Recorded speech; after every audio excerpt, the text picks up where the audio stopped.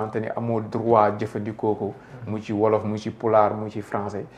ñun ñaare duñ yegg foofu moo tax yenn yi tamit mun ñu daal te léegi temps d'antenne dafa yomb nit day xëy rek naan café toog ci antenne ba ngoon moom nga dëgg de wax daa nga yomb léegi dama la doyen yow ci même âge bi laay interroger wu parce que yéen ñaar xaw ngeen méngoo un tout petit peu vécu bi ak yëpp Makka Doudou Wade sama grand la ci vécu bi rek laay waxee quoi par rapport ñi nga xam ne fekkee nañ am vécu ak Doudou Wade est une question comme dirait Hugo certains concepts Hugo dafa daan wax ni la santé est une question la culture est une question l'agriculture est une question il arrive que des personnes soient des questions Doudou Wade en est une lu tax pour une raison très simple mooy c'est pas n'importe quel citoyen dans la cité c'est une personnalité en poussant la réflexion un peu plus loin da ngay wax c'est un personnage particulier ne serait-ce que par ses prises de position et ses prises de parole à tel point que fi nekk dafa nekk une question mais une question dafay nekk ñaar où elle est excellente quand des gens jubilent parce que la question qu'ils attendaient moom lañ leen posé Doudou Wade est une question gênante gênante pour moi pour une raison encore très simple à expliquer il y a deux familles la première famille nous échappe elle est de l'ordre du divin yàlla du laaj kenn ban papa nga bëgg ban yaay nga bëgg yan frère yan sœur kooku yàlla ko moomal boppam mais il nous a créé une possibilité c'est une fenêtre et la possibilité de créer ce qu'on appelle une famille de cœur et d'esprit ku ci nekk am na loolu biraa si biir xolam ñëpp santuñ ci Camara sa biir xol ñëpp santuñ Kébé ainsi de suite et cetera ba egg si man c'est des gens yoo xam ni par leur prise de parole leur prise de position leurs faits et leurs gestes on les intègre en nous et on se dit que ni fi nekk réellement sa dama ko boole sama bopp et quand tu le fais à Pape Cheikh tu ne lui demandes pas son avis kooku sa biir xol la yaa ko moomal sa bopp Doudou Wade est de ce lot-là dans mon cœur sama mag la sama xarit la dañuy échanger réellement et de façon très saine ça m'a renversé quand j'ai entendu effectivement ces prises de parole parce que moomu ko d'accord na yoo xam ne moomu ko mag la c'est un montreur de chemin et jusqu'à preuve du contraire c'est pas un amateur aussi dans le champ public du gan waaw du gan am na yoo xam moomu ko quand il y a des choses on ne les caresse pas dans le sens du poil dañ koy wax parce que nag Doudou Wade dafa wane benn chose moo di fi mu nekk c'est une personnalité mais nit dong la avec ses failles et avec ses faiblesses moo di il a eu des moments de faiblesse yoo xam ne mënoon na ko éviter parce que fi mu nekk enseignant la woon te xam na ni fi mu nekk école ba mu normalé ca la bokkoon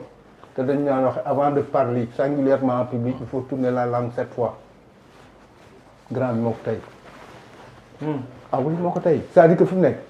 Doudou Wade pêche de lucidité macha allah moo ko tey et jusqu'à preuve du contraire il s'est mis dans une pose et une posture d'opposant et à la limite presque radicale moo indi c'est les propos qu'il a utilisés nos forces de défense et de sécurité sont une entité qu'il ne faut pas déstabiliser ou déranger. Elles sont républicaines. Elles sont 10 000 fois plus patriotes que nous pour une raison très simple. Ils ont charge de l'intégrité territoriale. C'est pas rien. On ne les dérange pas pour ces histoires-là. Et alors, nous avons une tradition très lointaine de démocratie et qui fait que c'est pas au 21e siècle qu'on va gâcher ça. Au nom de quoi? De la liberté d'expression que les gens n'ont pas comprise. C'est-à-dire que liberté d'expression, comme les droits de l'homme, etc. Le droit de faire l'idiot est un droit de l'homme. C'est la réalité. Pour dire simplement que Doudou Wade devait savoir aussi ce que communiquer veut dire grand moo tay yi mu def de mais day ji nekk lundi et parce que c'est un stratège il sait les vendredis comment ça se passe doful de bu demee daal VSD fa la koy defee il ne regardera pas la télévision je suis sûr qu'il est en train de nous écouter waaw grand boo jógee lundi nga jéggalu xam ni fi mu nekk nit dong nga et jusqu'à preuve du contraire da nga nekk un miroir une référence et les gens n'ont pas besoin d'entendre à ton âge ñuy wax ni fi mu nekk ma nga garde à vue ak ma nga fale jéggalul te avancé parce que nag fi mu nekk c'est pas honteux waaw problème bi mooy loolu c'est-à-dire que fi mu nekk ñu xam nag mu nekk le précédent que Doudou Wade a créé doit servir à tous ceux-là qui sont des autorités, des personnalités qui prennent la parole te ñu leen di dégg ñu nekk ci ëttu aada yi ëttu diine yi ëttu politique yi tout n'est pas à dire li gën a yomb nag moo di fi nekk nga wax nit ba pare transposer affaire bi taqal ko sa bopp wala nga taqal ko xam daf la taq du la neex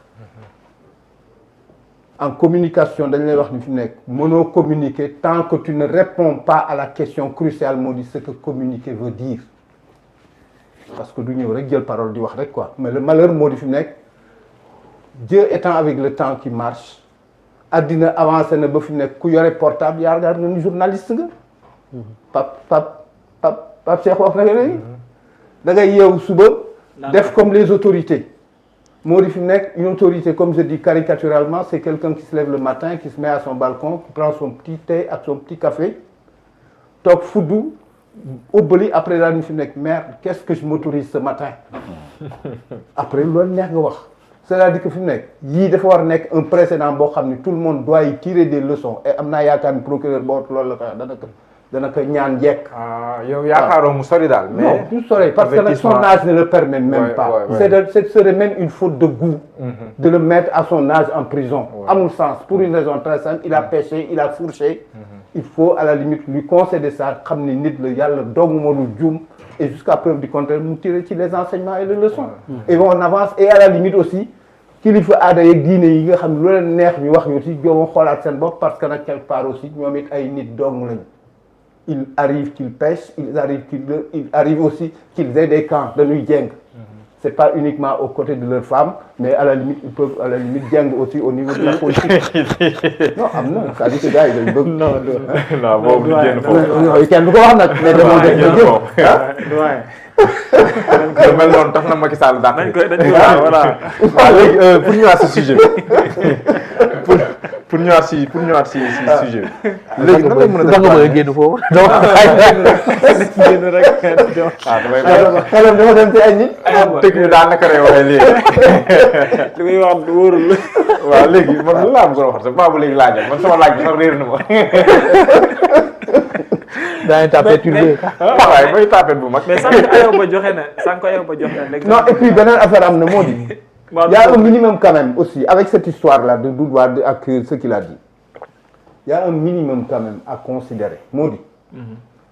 ñu respecter tuuti suñu borom. mais respecter le peuple sénégalais. et nangul yàlla ak peuple sénégalais li ñu def moo di fi nekk Diomaye ak Sonko ne sont pas tombés du ciel. ay sénégalais à une majorité écrasante et pour la première fois au Sénégal les ont élus au premier tour parce que c'était un duo Diomaye mooy Sonko Sonko mooy Diomaye c'était le ticket qui a gagné moo tax fi nekk on ne parle pas de l'un sans l'autre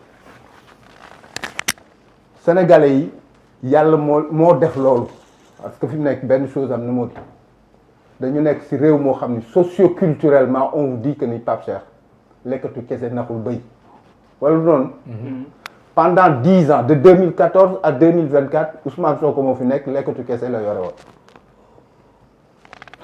wala amul. sujet verbe complément d'objet direct ak indirect gars yi di tàccu di kër sa xolle machin chouette et cetera gi même c'est-à-dire que ceux qui doivent décrypter parce que yàlla loolu la wax ci Coran waxuma con yi. mais ceux qui savent décrypter savent que ni fi nekk demalul kenn fenn yàlla moo ko installé mu jaar ci mu dem ci Diomaye parce que on lui avait interdit ça ci Zaïre tu vois sénégalais yi voté mësul am et je parle sous ton contrôle Ayoba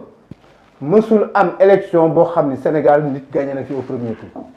Senghor ak fi daan def et c'était au XXe siècle et les gens passaient leur temps boo jullee fajar ba pare di voter ba 18 heures. parce que école bu nekk di dugg fa voter nit ñi di rivaliser du moins à Saint-Louis tey de voté na 20 fois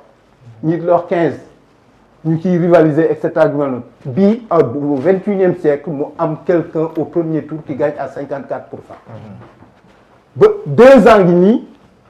il y a encore dans le pays des gens qui ne peuvent pas accepter que fi mu nekk un système a changé un régime a changé c'est des pages qu'on a tournées effectivement pour en ouvrir d'autres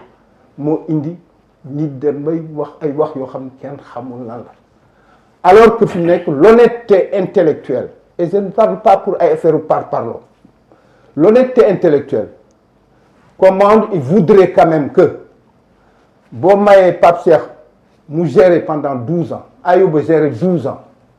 Abdoulaye Wade gérer 12 ans kii gérer 12 ans et cetera du mel noonu yooyu ñii salaamaaleykum lañ tolloogum parce que matagul 730 jours 730 jours mooy 2 ans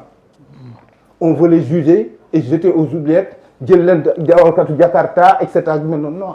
am na yoo xam ni quand même c'est un minimum de respect ne serait-ce que mënoon keneen ku nekk mënoon na ko wax nag ba mu des grand bi. mais nag parce que nag grand nag ñaari at ak nii demuñu cëng demuñu ngaay comme ni ko Thierno Diop mais waxee loolu tamit 12 ans def nga ko demoo cëng demoo ngaay te ni tekk réglé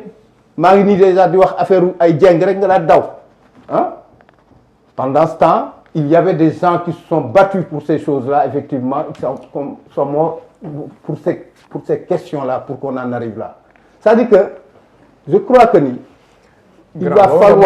falloir avec cette histoire-là. non dama vas-y boo ma ko maye. grand bi day maye. man démocratie système la boo xamante ne bu ma neex la. je suis musulman doon naa préféré am beneen mais système la bu baax boo xamante ni jàpp naa dañ ko war a doole. oui. Sénégal am nañ chance que démocratie am na fi doole suffrage universel la ñuy falee suñuy njiit. ba léegi amaguñ fii benn régime militaire wala nangam ak sàngam ñi nga xamante ne falu nañu. globalement ñi nangul nañ leen ko. gisuma fi ay émeute gisuma fi dara gisuma fi loo xamante ni dafay défier pouvoir bi fi nekk amu fi loolu quand même amu fi léegi tam dafa bokk ci liy dundal démocratie. mu am ay sensibilité yu bokkul. am ñoo xamante ni am nañ yëg-yëg ne mbir mi demul ñu ne mbir mi demul ndax lii am ñu yëg ne mbir mi mu ngi dox wane ko gouvernement bi mu ngi communiquer mu ngi liggéey mu ngi def ay jéego chaque jour mu ngi def communication am na tamit ñoo xamante ni ñu ngi def relais communication boobu ci fépp ci Sénégal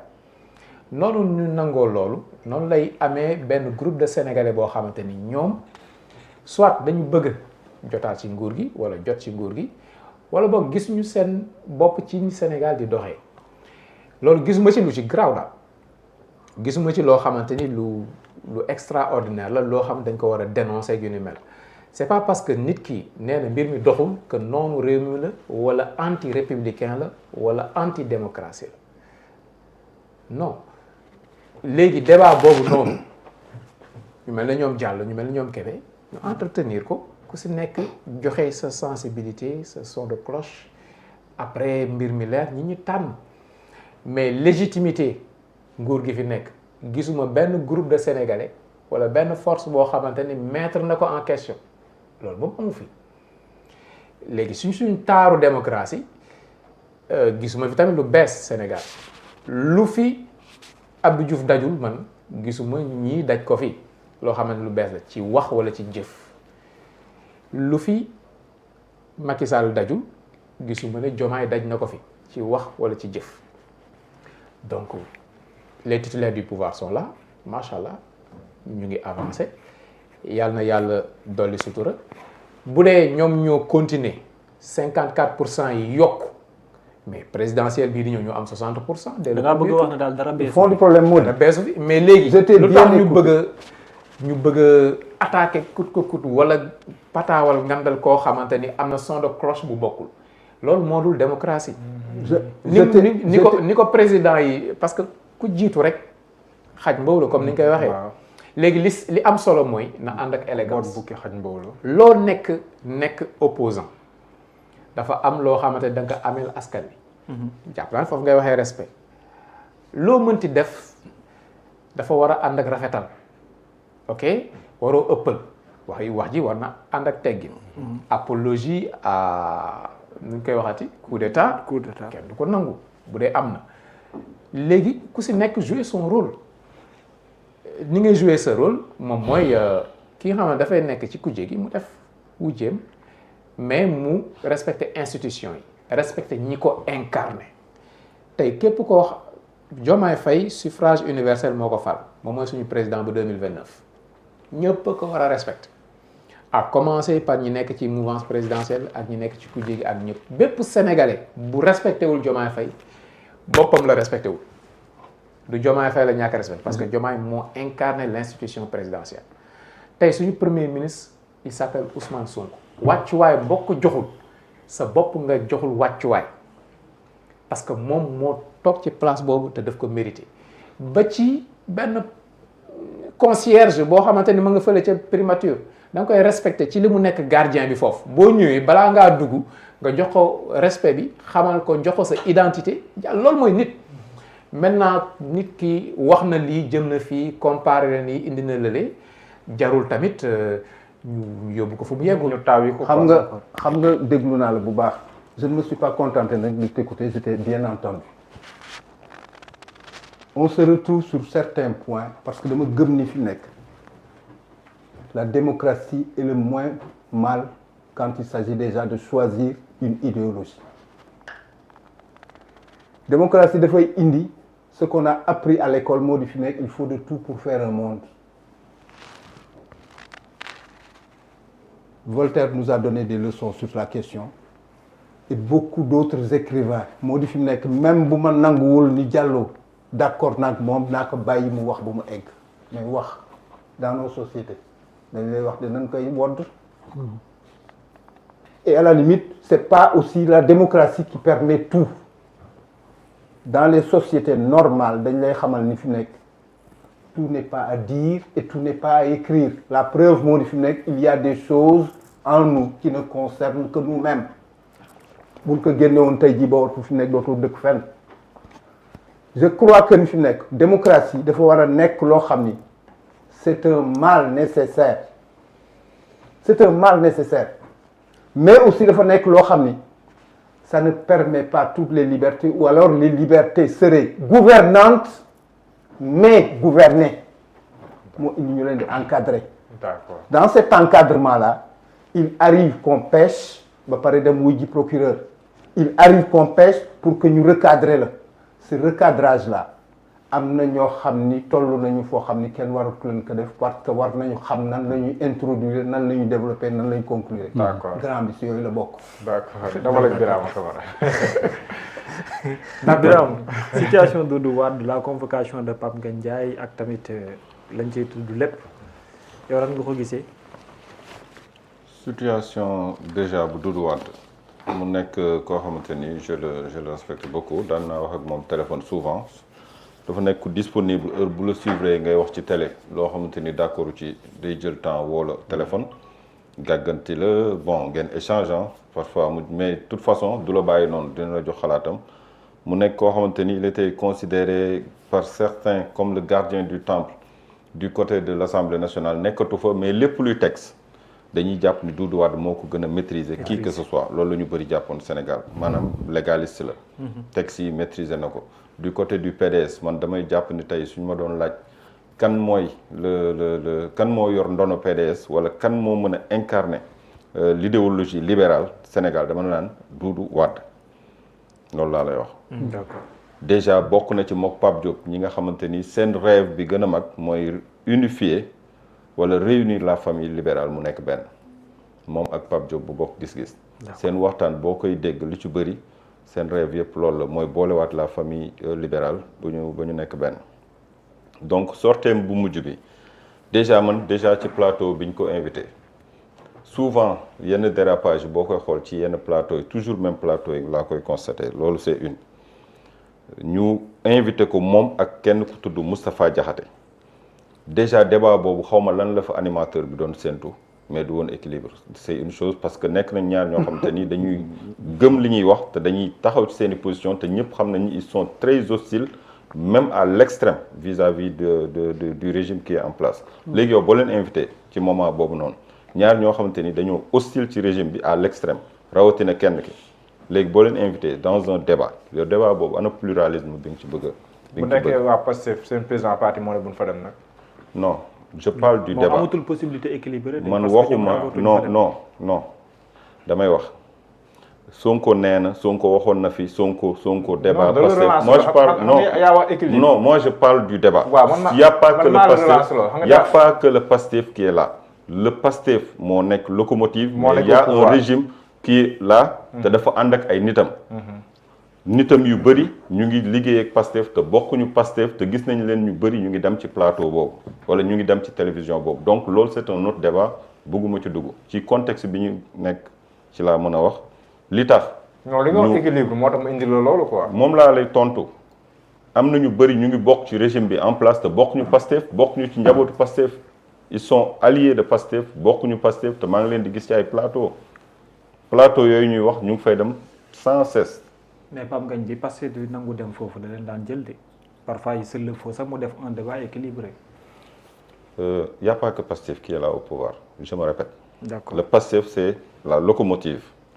du régime là qui est en place. Mais il y a pas le Pastef il y a les alliés de Pastef. mooy wagon ñu ngi dem ci wagon yooyu ñu ngi dem ci plateau boobu donc indi ki nga xamante ni wala ñaar ñi nga xamante ni ils sont hostiles au régime. moi je xam nga turu Pastef tuddaguma ko fi je parle d'un régime régime bi dafa am ay nit yu ko composé am ay composantes donc mënoon nañ jël peut-être keneen ku bokk Pastef wala kenn de la société civile mouvance présidentielle wala analyste wala je sais pas pour au moins débat bi bañ a nekk tirer ñaar ñuy tirer d'un sens dans le même sens bi ma gisee loolu déjà nee naa mënoon nañ ci indi koo xamante ni peut-être il est de la société civile wala analyste la wala koo xam mën na équilibrer un peu mais ñaar ñu fa indi yëpp je sais qu'ils sont aussi pour le cas de Doudou Wade dérapage am na ñëppay juum fii ma toog di wax bala ma fay jógee mën naa déraper ñëppay juum mais boo juumee war nga mën a jóg bu loolu weesoo même bu doon vidéo ngay def sa téléphone nga demander pardon aux Sénégalais mais nekkul langage bu bees Sénégalais it ils se sont trompés dégg nañ ko dès le lendemain du 24 mars terewul élection législative bi mu ñëwee Sénégalais yi dañoo confirmer seen choix mais ñenn ñi ba léegi ils s'entêtent à dire que Sénégalais yi dañoo juum comme ñoom ñoo xam ñoom ñoo am lumière ñoom ñooy wane yoon bi ku def lu wuteeg seen gis-gis yow yaa ngi ci lëndëm ñenn ñi loolu lañ jàpp boo seetloo Doudou Wade mu ngi bokk ci parti bu tudd PDS waaw PDS ba ñuy wax wàllum toxal ay élection PDS bokkoon na ci ñi voté élection ba waroon am 25 février PDS prorogé woon nañu prorogation mandat wu Macky Sall ba le 15 décembre 2024 loolu ci assemblée nationale te parti boobu ci la Doudou Wade bokk donc ñoom li puusoon élection yi déjà ñoom bokkoon nañ ci déjà PDS nekk na parti bi nga xamante ni depuis 2012 PDS n'a pas de candidat nekk na parti boo xamante ni fi ñu toll nii ñu bëri jóge nañ ci parti bi ber seen daara demal seen bopp tudd neneen tuddatuñu PDS donc PDS bu ñu naan parti la PDS nekkatul lu dul benn du ma ni benn zombie mais nekk na loo xamante ni tur bi rek a fa des en vrai dire nekkatul parti boo xamante ni mu ngi dund comme ni yeneen parti yi du dunde léegi Doudou Wade moom bu génnee di ñu xamal que ni sénégalais yi dañoo juum te ñoom waa PDS ñoom amuñu candidat amuñu choix boo xamante ni ñu ngi koy def mais est-ce que réellement Doudou Wade analyse am war na mën a nekk loo xamante ni dina ànd ak lucidité man loolu laay wax parce que parti bi mu bokk sincèrement depuis belle lurette dañu nekk ci ay situations yoo xamante ni bu ñu delluwul gannaaw aussi avancé wuñu léegi mu dérapé moom Doudou Wade waaw jëm na PDS léegi mi ngi soppi Sénégal moom ay Tafsir Thioye ak ñooñu seen coow li si législative yi bu jëlaat lañ jéem récemment depuis seen coow li mais est-ce que officiellement génn na PDS si génn na mais en tout cas daal man je sais que c'est un libéral te libéral dëggantaan boo koy xool ku dul libéral mënu la wóolu mënu la jox confiance bi nga xamante ni moom nga yelloo un vrai libéral laa lay wax ku dul libéral du la jox confiance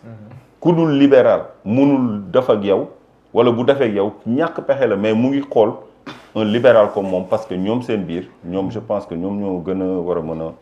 a déggoo intercoalition bi rek firndeel na ko xam lu ni mel moo tax 2019 boo xoolee libéraux yi nga xamante ni mënuñu woon nangu boycott bi ñu leen santoon ni leen bu leen voté te Pape du Soppi digle woon ko dañoo dem sànnil Madické Niang seen carte parce que jàpp nañ ni ñoom vote moom lu war la faw ñu def ko kii jiite parti bi nee na leen bu leen voté xotti leen sax seen carte d'identité mais ñenn ñi dañu jàpp ni voté lu war la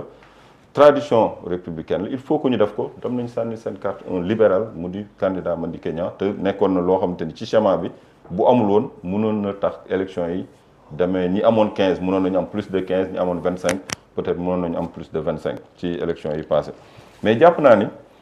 lu mu ci mën di doon kaddu yi nga xamante ni yëkkati na ko nekkul ay kaddu yu war parce que bu dee convoqué wuñu ko à son âge man yéenewu ma ko ñu garder ko à vue garder à vue bi yéenewu ma ko à son âge ba pare ak li muy représenté ci Sénégal mais convocation bi mënta woon a ñàkk pourquoi mënta woon a ñàkk parce que bu ñu ko bàyyee mu dem keneen dina ko wax suba te boo leen seetloo wàllum coup d'état wàllum armée c'est pas du Doudou Wade moo fi njëkk a wax Macky Sall moo njëkk a toog nit ñi di ko déglu mu nekk chef de l'exécutif mu ni carrément bu ñu fi nekkee di xëccoo am na ñu tapis dans l'ombre ñu ngi à côté di xaar léegi ñu ñëw jël réew mi moment boobu ci xel yi ci kan la demoon ci armée rek la demoon parce que kan moo mën a fekk nguur ñu fal la démocratiquement nga ñëw pukkati réew mi kuy pukkati kay xam nga ni tu es un putschiste te Macky Sall moo ñu njëkk a jox loolu comme daf ko allusion pour wan ñu ni c'est une chose probable te lu mën a nekk la depuis lors dégg nañ fi ku bokk APR dem ci manifestation ni carrément ñii dañ leen fiy jël Macky Sall indi ko fi mu gérer la transition mais écoutez problème bi moo di ñii fal nañ leen majorité bi moo dicté comme dans toute démocratie yow nga ni ala mukk majorité bi lu mu dicté man du ma ko nangu te il faudrait tout faire pour parer à ça ou bien pour éradiquer cela mais loolu ci lan la bokk yow nga ni parti politique laa nekk yow nga ni démocrate la ba pare majorité bi dicté nga ni lii doo ko supporter te il faudrait tout faire mais lii waruñu ko bàyyi mu wéy léegi on est dans quel pays man dama jàpp ni politiciens yi aussi il faut que ñu ànd ak dal mooy metti na parce que sa yaakaar tas na d'une part metti na parce que yaa ngi woon peut-être sa benn situation boo xamante ni moo la gënal bii ngay dund mais nit ñi nga xamante ni amuñu droit au chapitre ñu ngi noppi ñoom tamit seen situation mu ngi yéeg di wàcc te amuñu fu ñu ko waxee léegi pourquoi yow nga ni rek yow soit sa loxo day nekk ci soos bi da ngay neexle wala kenn warta neexle ci biir Sénégal loolu fan lañ ko teg damay neex